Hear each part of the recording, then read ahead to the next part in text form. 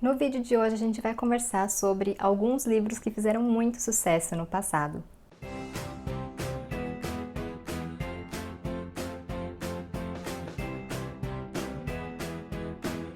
Já faz algum tempo que eu pensei em gravar um vídeo conversando com vocês sobre alguns livros que fizeram muito sucesso há alguns anos, porque eu sou uma pessoa nostálgica e saudosista, então eu gosto de falar sobre coisas do passado e com os livros não poderia ser diferente, né? Então eu separei 5 livrinhos só pra gente começar, e aí se vocês gostarem desse tipo de vídeo, faço outros vídeos, né, com essa temática. Então antes da gente começar oficialmente o nosso vídeo, eu vou pedir para você se inscrever aqui no canal, caso não seja inscrito, curtir, compartilhar esse vídeo porque ajuda bastante na entrega do conteúdo, e também vou deixar o meu obrigada aos membros do Clube da Manita.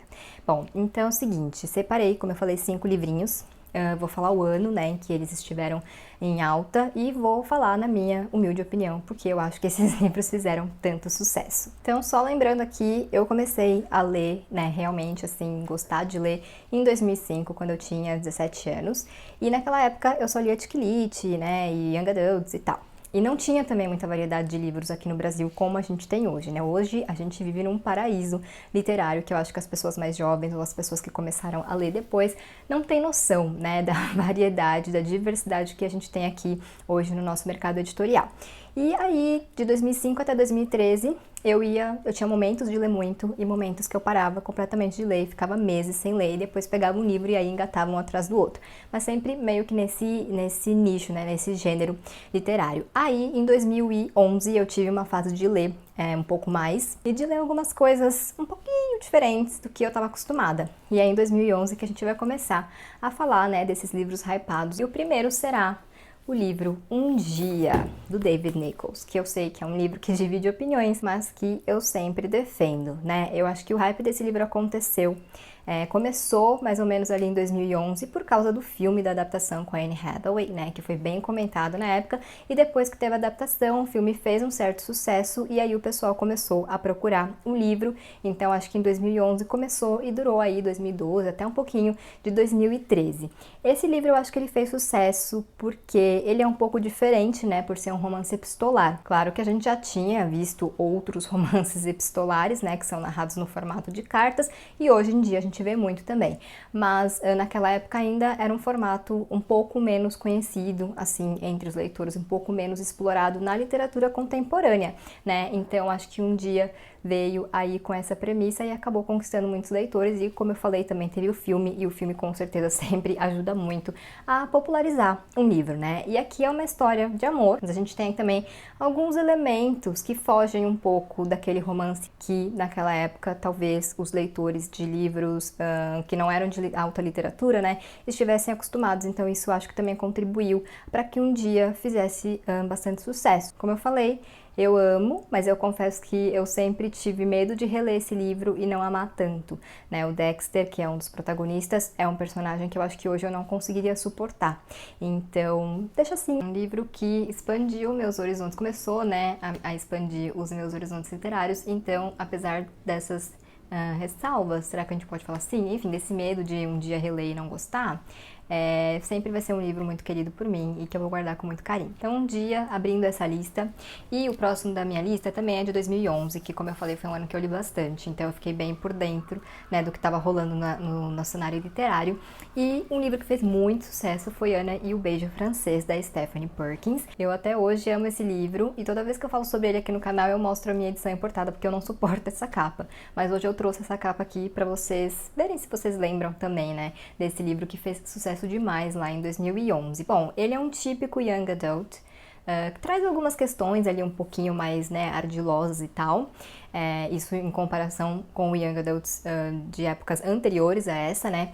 Mas ele é, acima de tudo, uma leitura super leve e fofa. Eu acho que aqui o que fez sucesso foi realmente o Beijo Francês, né? Essa história se passa em Paris, né? E a cidade é não só um cenário, mas ela acaba também se tornando, de uma certa forma, uma personagem dessa história encantadora, né? Eu acho que foi essa combinação da viagem para Paris, né, com essa jornada da Ana, que é americana, né, norte-americana, mas que viaja para Paris para estudar, enfim, que acabou conquistando os leitores. Como eu falei, é uma história que eu amo até hoje. Eu li em 2011, depois eu li novamente em 2014 e eu ainda quero reler, porque é realmente um young adult muito gostosinho de ler e que, como eu falei no comecinho, né, quando eu comecei a falar sobre esse livro, ele traz alguns outros temas também que eu não vou falar para não dar nenhum tipo de spoiler, né, mas ele também traz alguns outros temas um pouco mais densos, assim, não muito, mas um pouquinho mais densos, que dão também uma outra carga para essa história.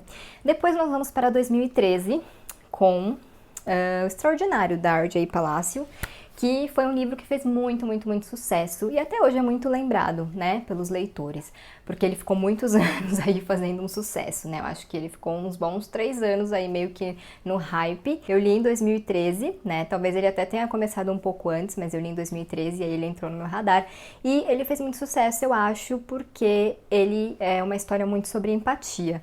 A gente ainda fala muito sobre empatia, né, e eu acho que é sempre importante falar, mas hoje eu acho que esse conceito de empatia está mais estabelecido na gente, né, e que bom, mas naquela época ainda era uma coisa um pouco menos falada, que a gente refletia menos sobre, né, e a história do August Pullman, né, esse é o nome dele, é justamente sobre ser empático, sobre se colocar no lugar do outro, né, e não se colocar no lugar do outro sendo a gente. Eu acho que empatia é a gente tentar se colocar no lugar do outro e pensar como aquela outra pessoa. Muitas vezes pode ser fácil pra gente, na nossa condição, né, seja econômica, social ou, enfim, de background de vida, né, de experiência, se colocar no lugar do outro e falar, ah, mas eu faria diferente. Você talvez fizesse diferente realmente, né? Mas aquela pessoa com aquela condição, com aquele contexto, pensa de uma outra maneira. Então hoje eu vejo que empatia é tentar pensar realmente como aquela pessoa, tentar ser aquela pessoa por alguns minutos, né? Pra ver realmente, pra sentir na pele, quase na pele, né, as dificuldades que ela passa, e eu acho que Extraordinário é sobre isso, e por isso eu acho que fez tanto sucesso, né, naquela época, e também um tempo depois saiu a adaptação com a Julia Roberts, que é maravilhosa. Eu acho que eu gostei muito do livro na época, mas eu acho que eu gosto ainda mais do filme, então realmente é uma história que mereceu toda essa popularidade, porque realmente passa uma mensagem maravilhosa, né, e é daquela frase super famosa hoje, que eu acho que é entre estar certo ou ser gentil, escolha sempre ser gentil, algo assim, né? A ideia é essa, e eu acho que essa é uma frase que muitas pessoas levam pra vida, e eu acho ótimo, né? Porque realmente, às vezes a gente pode estar certo, mas e daí? Às vezes não é sobre ter razão, muitas vezes não é sobre ter razão, e acho que muitas vezes a gente tem que escolher o caminho da gentileza, sim, porque, usando uma outra frase famosa, mas que não é desse livro, né? A gente não sabe as batalhas que as pessoas estão passando, né? Então, e elas também não sabem as nossas, então acho que sempre ser gentil e ser empático é um ótimo caminho. E eu acho que foi por isso que o Extraordinário fez tanto sucesso lá em 2013 e também depois. Ainda em 2013, temos Métrica, né? A série Métrica, Slammed, de Colleen Hoover. Para quem não sabe, eu já fui uma grande fã da Colleen. Eu comecei justamente com Métrica, me apaixonei e aí comecei a ler todos os livros dela, até que nossa relação desandou e hoje eu evito ler porque eu não gosto de ficar lendo para falar mal, tá? Então, parei. Mas eu tive esse momento aí em que eu gostava muito das obras da Colleen e eu comecei justamente com Métrica, né? A série é Métrica, Pausa e Essa Garota. E esse é um livro que conta a história da Laken, depois que ela perde o pai, ela se muda de cidade com a mãe, e lá ela conhece o Will, né? Ela não quer namorar nem nada, mas enfim, a conexão entre eles acontece, e aí as coisas começam a rolar. Eu acho que esse livro fez sucesso porque ele é um young adult, mas ele traz a questão da perda, do luto e do amadurecimento de forma muito intensa. Então, era um livro que naquela época fugia bastante desse gênero, né? Não tinha só o romance, a paixão e o garoto encontra a garota, enfim, tinha todas essas questões também do luto, da perda. Então, eu acho que esse foi o elemento chave ali para fazer tanto sucesso. E, na verdade, a dramaticidade e a intensidade são ingredientes fundamentais na obra da Colleen Hoover. Foi por isso que ela conquistou e conquista tantos leitores, e a gente já vê isso nos livros dessa série. Eu acho que ela aumentou a carga de dramaticidade ao longo dos anos, né? Não li todos os livros dela, mas li alguns depois desse, e eu acho que a carga, né, foi aumentando. Mas enfim, é um estilo, né? Pra mim funcionou por um tempo e depois parou de funcionar, mas tá tudo certo também. Acho que, como sempre, o importante é ler. E o último livro que eu vou falar hoje é um que não poderia faltar, né? Que é A Culpa das Estrelas, Estrelas, do John Green.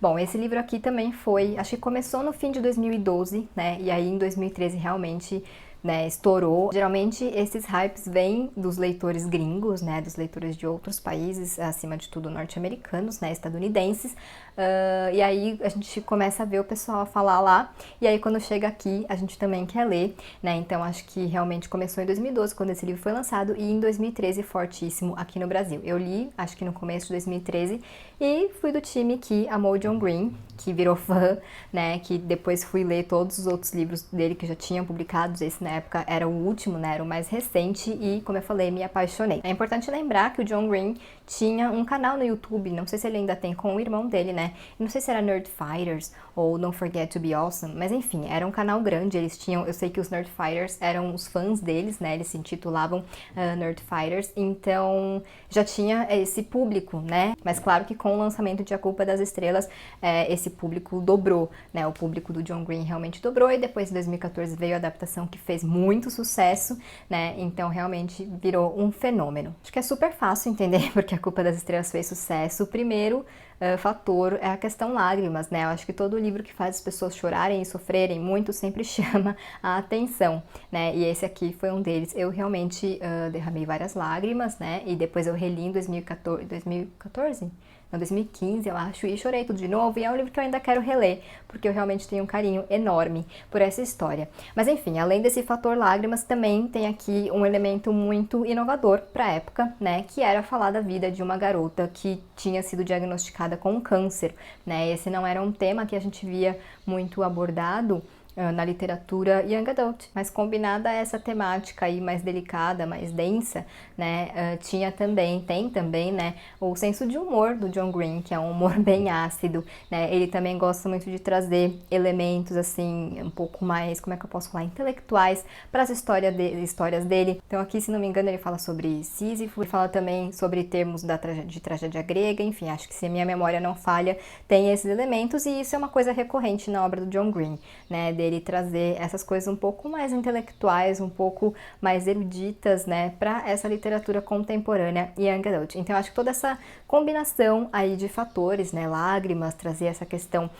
da adolescente com câncer, com esses outros elementos de humor e etc., né, acabaram fazendo com que A Culpa das Estrelas fosse esse sucesso, e como eu disse, depois teve o filme, então quem não conhecia o livro ainda, acabou conhecendo por causa do filme, e aí realmente veio esse fenômeno John Green. Eu fico meio triste, né, porque hoje o John Green quase não tem mais apelo, né, na comunidade literária aqui no Brasil, entre os leitores, mas acontece, né, alguns escritores como a Colleen Hoover, né, começaram com hype naquela época de 2012, 2013 e só cresceram, e outros acabam caindo um pouco no esquecimento. Isso é normal, né, infelizmente, mas eu ainda gosto muito do John Green, né, inclusive preciso ler o livro novo dele que foi lançado no ano passado, que agora esqueci o nome, Antropoceno, eu acho, e que é um livro de não ficção, e aí vamos ver o que eu vou achar, mas não poderia faltar A Culpa é das Estrelas, esse livro que já é um clássico contemporâneo da literatura young adult. Então é isso, essa é a minha listinha de hoje, desses 5 livros aí que fizeram muito sucesso no passado. Nessa série, né, de vídeos, se virar uma série, eu só vou trazer livros que fizeram muito sucesso e que eu li, né, pra eu poder falar alguma coisa sobre eles, mas é claro que eu quero saber se vocês leram esses livros, ou se vocês lembram, né, da época em que eles fizeram muito sucesso. Também outros livros que viraram fenômeno aí nessa época de 2011, 2012, 2013, pra gente completar essa sessão nostalgia aí nos comentários. Então hoje eu vou ficando por aqui, eu espero que vocês tenham gostado desse vídeo, e comentem aí se vocês querem mais vídeos nesse formato. Se você não é inscrito aqui no canal, se inscreve por favor, curte, compartilha esse vídeo, e a gente se vê em breve em um novo.